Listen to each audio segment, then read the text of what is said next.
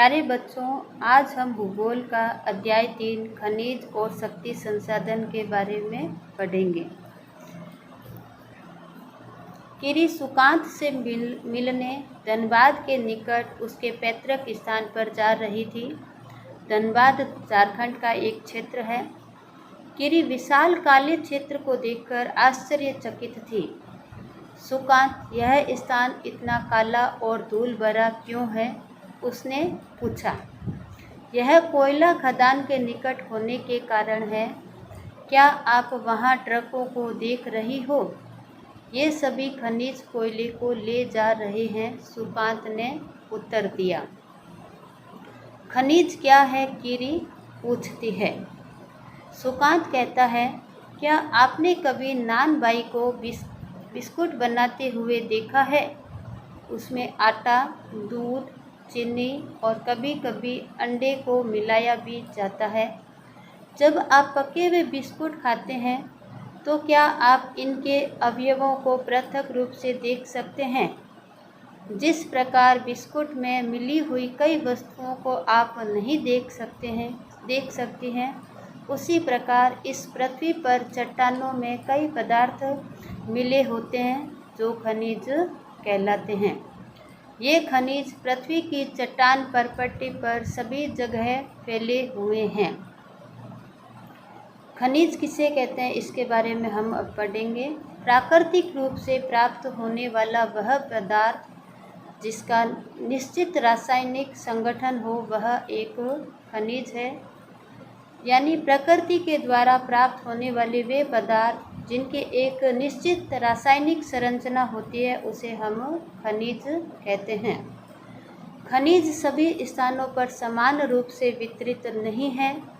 वे किसी विशेष क्षेत्र में या शैल समूहों में संकेंद्रित है। तो पृथ्वी पर खनिज वो सभी स्थानों पर समान रूप से फैले हुए नहीं हैं। वे किसी विशेष क्षेत्र में या किसी विशेष चट्टानों में केंद्रित होते हैं। कुछ खनिज ऐसे क्षेत्रों में पाए जाते हैं जो आसानी से अभिगम्य नहीं है, यानी जहां से हम उन्हें आसानी से निकाल नहीं सकते हैं, जैसे आर्कटिक महासागर, सहस्तर और अंटार्कटिका। खनिज विभिन्न प्रकार के भूवैज्ञानिक परिवेश में अलग अलग दशाओं में निर्मित होते हैं। वे बिना किसी मानवीय हस्तक्षेप के प्राकृतिक प्रक्रियाओं के द्वारा निर्मित होते हैं। यानी खनिजों का निर्माण करने में किसी मनुष्य का हाथ नहीं है, बल्कि वो प्रकृति के द्वारा होने वाली क्रियाओं के द्वारा निर्मित होते हैं। वे अपने भौतिक गुणों जैसे रंग, घनत्व, कठोरता और रासायनिक गुणों यथा विलयता के आधार पर पहचाने जा सकते हैं। आपके भोजन में नमक और आपकी पेंसिल में ग्रेफाइट भी खनिज है। तो नमक को जब हम पानी के अंदर घोलते हैं तो नमक पानी के अंदर घुल जाता है। तो यह नमक की विशेषता हो गई कि वह पानी में घुलनशील है, तो वह एक खनिज है। इसी प्रकार आपकी पेंसिल में जो पेंसिल की नोक है वो ग्रेफाइट से बनी है, जो कि कठोर होती है, इसलिए पेंसिल की नोक यानी ग्रेफाइट है, वो भी एक खनिज है।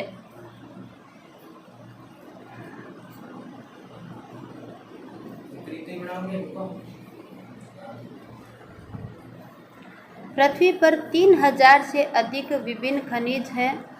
संरचना के आधार पर खनिज को मुख्यतः धात्विक और अधात्विक खनिजों में वर्गीकृत किया गया है, जैसा कि सामने चित्र के द्वारा आपको बताया गया है। धात्विक खनिज दो प्रकार के होते हैं, लौह खनिज और अलोह खनिज। धात्विक खनिजों में धातु कच्चे रूप में होती है। धातुएं कठोर पदार्थ हैं जो ऊष्मा और विद्युत को सुचालित करती है और जिनमें द्युति या चमक की विशेषता होती है। यानी खनिजों में धातु कच्चे रूप में होती है, धातुएं कठोर होती है, धातुएं ऊष्मा और विद्युत को सुचालित करती है और धातुओं में द्युति या चमक है जो धातुओं की विशेषता होती है। लौह अयस्क, बॉक्साइट, मैंगनीज अयस्क इनके कुछ उदाहरण हैं। यानी धात्विक खनिज लौह अयस्क, बॉक्साइट, मैंगनीज है वो धात्विक खनिजों के उदाहरण हैं। धात्विक खनिज दो प्रकार के लौह अथवा अलोह होते हैं। लौह खनिज जैसे लौह अयस्क, मैंगनीज और क्रोमाइट में लोहा होता है। अलोह खनिज में लोहा नहीं होता है, किंतु कुछ अन्य धातु जैसे सोना, चांदी, तांबा या सीसा हो सकती है।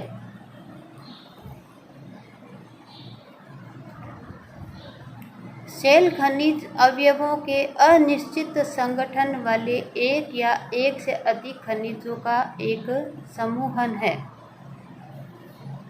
चट्टानें वो विभिन्न प्रकार के खनिजों से, एक ही चट्टान के अंदर विभिन्न प्रकार के खनिज उपलब्ध हो सकते हैं या एक चट्टान में एक ही प्रकार का खनिज उपलब्ध हो सकता है।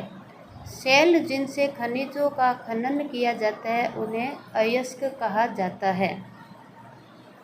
यद्यपि 2800 से अधिक खनिजों की पहचान की गई है, जिनमें से केवल लगभग 100 अयस्क है वो ही खनिज समझे जाते हैं।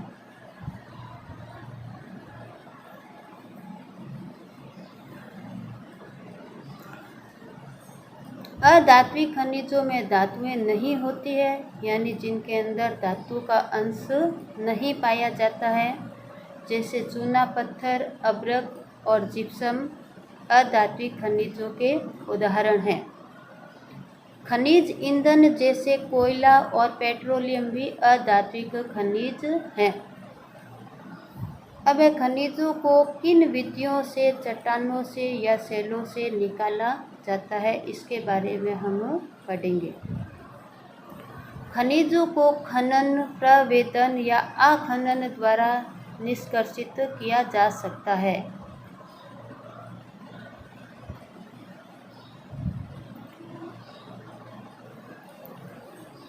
सबसे पहले हम पढ़ेंगे खनन किसे कहते हैं। तो पृथ्वी की सतह के अंदर दबी सेलों से खनिजों को बाहर निकालने की प्रक्रिया को खनन कहलाती है। यानी पृथ्वी की सतह के अंदर जो दबी हुई चट्टानें हैं, उन चट्टानों से खनिजों को बाहर निकालने की जो प्रक्रिया है उसी प्रक्रिया को खनन कहते हैं। खनिज कम गहराई में स्थित होते हैं और वे पृष्ठीय स्तर को हटाकर निकाले जाते हैं, इसे विवर्त खनन कहते हैं। तो जिन खनिजों को निकालने के लिए कम गहराई में ही उसके पृष्ठीय स्तर को हटाकर प्राप्त किया जा सकता है, उस विधि को विवर्त खनन कहते हैं। गहन वेदन जिन्हें कूपक कहते हैं, कुछ खनिजों को निकालने के लिए अधिक गहराई से निकाला जाता है और उन तक पहुंचने के लिए कुएं बनाए जाते हैं। तो उन्हें इस प्रकार के खनन को हम कूपी खनन कहते हैं। जैसे पेट्रोलियम और प्राकृतिक गैस को धरातल के पेट्रोलियम और प्राकृतिक गैस धरातल के बहुत नीचे पाए जाते हैं और उन्हें बाहर निकालने के लिए गहरे कूपों की आवश्यकता होती है। गहरे कूपों की खुदाई की जाती है और इसे प्रवेदन कहते हैं। सतह के निकट खनिजों को जिस प्रक्रिया द्वारा आसानी से खोदकर निकाला जाता है उसे आखनन कहते हैं।